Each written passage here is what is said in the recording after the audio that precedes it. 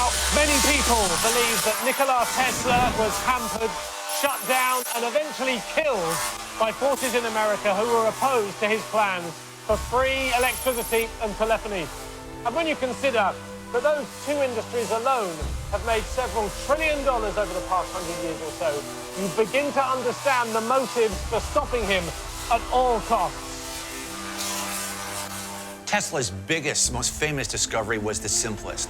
Harnessed natural resources and make them available as energy for the entire world.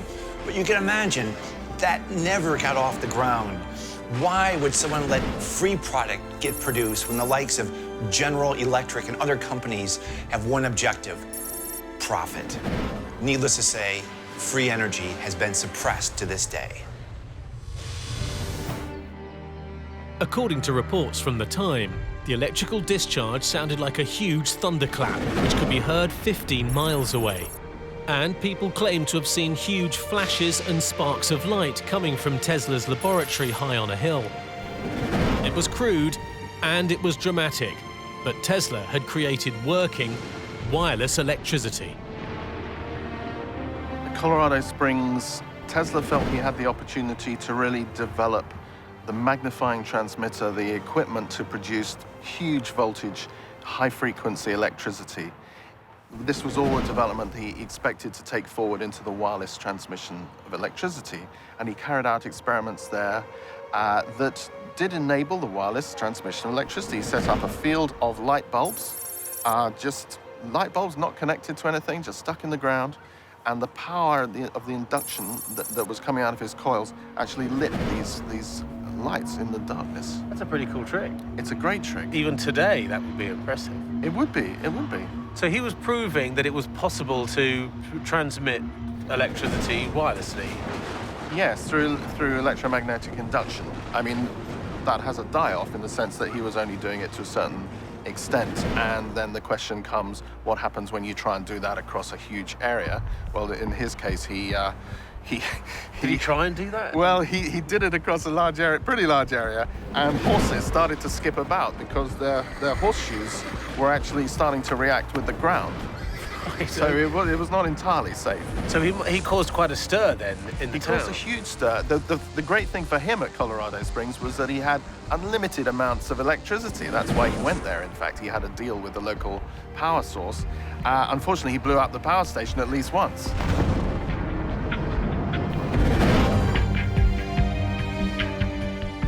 As well as wireless electricity experiments in Colorado, Tesla was also fascinated by X-ray technology and developed a cold cathode tube to take primitive X-ray photographs.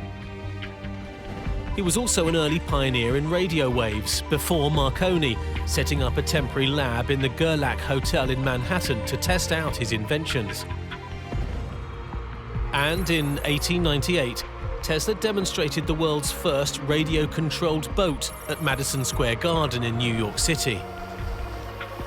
The crowd that witnessed the demonstration was astonished, and rumors about how he did it ranged from his use of black magic and telepathy to the boat being piloted by a trained monkey hidden inside. So the next part from this, if you want to do something a bit more exciting, is how about we put you in a cage? How would you like to feel that power? What do you mean? Well, we can set up a cage for you. You can stand inside the cage and we'll shoot lightning at you. So you can see it up front and personal. Do you fancy doing that? Well, you're going to fire that at me? Yes. So we'll put you in a cage. It'll be perfectly safe. You just said that could kill you and it's 1,000,000 volts. Yeah, so there's something called Faraday's principle. Faraday was a man who discovered the effect that electricity likes to go round objects rather than through them. So if we put you in a metal cage, the metal cage conducts electricity much better than you do. Right. And therefore it goes around the out of the cage rather than all the way through you. A bit does go through you, but you don't die. That's theory you're talking. That's theory, yeah. I mean, it's well proved. I mean, only one person's ever died from it, so. Okay, I'll do it. Are you heavily insured? Yeah. About 1 million. How much you would? Go on then, let's do it. I'm in. So what we have here is a cage of death. Right, okay. Why do I not like the sound of this? Do you want to try that for size? I don't think I'm going to get in that, am I? Yeah, we'll squeeze you in. Really? Okay. Looks like one of those Iron Maidens. Yeah. It looks like a kind of spooky, massive jelly baby. Let me take out the safety foam. OK. That insulates you from the floor. Step in, sir. I got a bad feeling about this. So, hands by your side, Right. head back. OK. Ah! Well, it's quite tight, isn't it? Well, all right, not that tight. Ah! Try not to touch the sides. Well, I can't... I reckon that'll work. I can't not touch the sides. I'm kind of squashed in now. Well, he was a born showman. He was very much a Barnum and Bailey type. And one of his favourite tricks was to get inside a Faraday cage and then, using the same principle as those machines that we've all seen in the physics lab when we were schoolboys and girls, that the electricity, static electricity, completely harmless, would radiate from him in a most spectacular manner. And people at his period who didn't realise that it was harmless and who lived in an era when criminals were executed with an electric chair were thinking that Tesla was surviving what would seem to them to be an absolutely fatal process. And of course, he loved the acclaim and he loved to mystify his audience.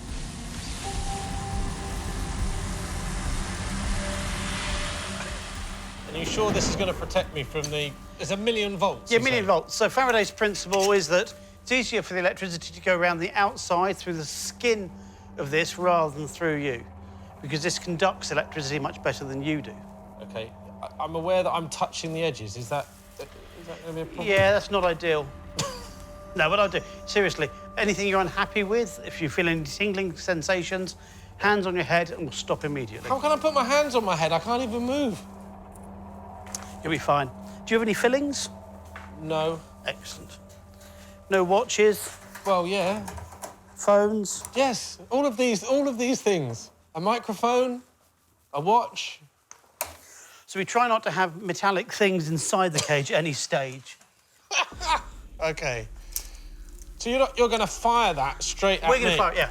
And you can actually see, if the camera's come and have a little look, there's burn marks from where we've done it before. Would it be churlish at this stage to say, don't try this at home? So I'll put 2 safety earths on you, so you're well earthed. Good. And we'll turn it on. Hang on. Are we sure this is a good idea? Don't I get, like, a last meal or anything like that? Maybe a message for my kids? Tell them I love them. Will you tell my kids I love them? Set me on. Good. See what, the first person... Whoa! First person to try this was a brave man.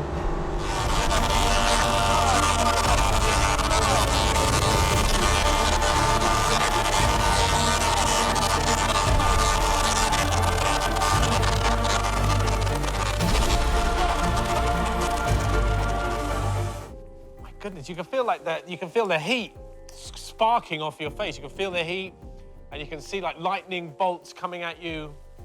It's like Feel the tingliness on your skin? yeah. I've still got that. It's like being in the eye of the storm, seeing the lightning blasting off in your face. It's extraordinary. That's the most extraordinary thing I've ever done.